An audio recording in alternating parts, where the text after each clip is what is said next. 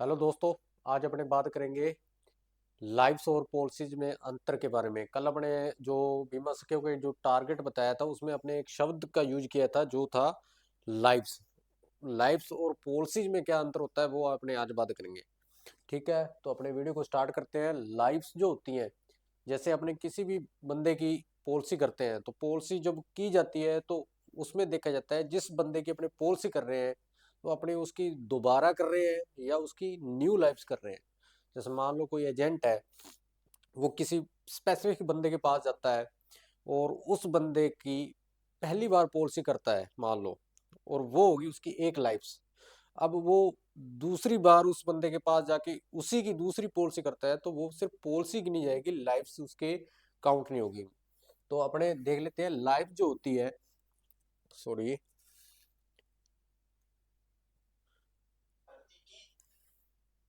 जो अपनी लाइफ जो होती है वो होती है स्पेसिफिक बंदे की। जैसे मान लो अपने स्पेसिफिक पर्सन।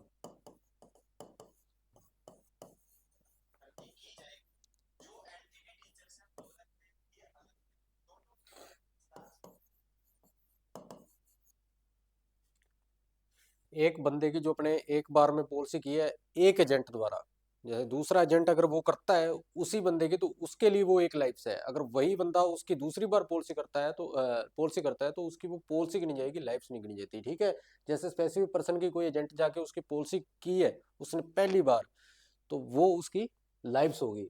और वही स्पेसिफिक पर्सन, लाइफ्स और पॉलिसी दोनों ही होती है वैसे ये, ठीक है, लेकिन उसी स्पेसिफिक पर्सन की अपने,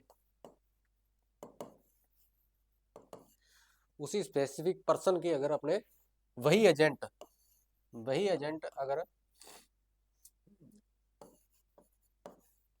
वही एजेंट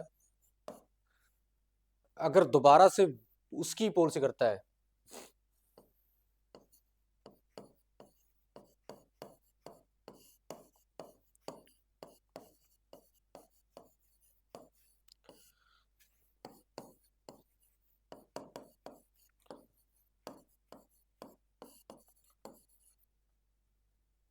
उसी स्पेसिफिक पर्सन की वही एजेंट दोबारा से उसकी पॉलिसी करता है तो वो पॉलिसी काउंट होगी ना कि उसकी लाइफ्स काउंट होगी।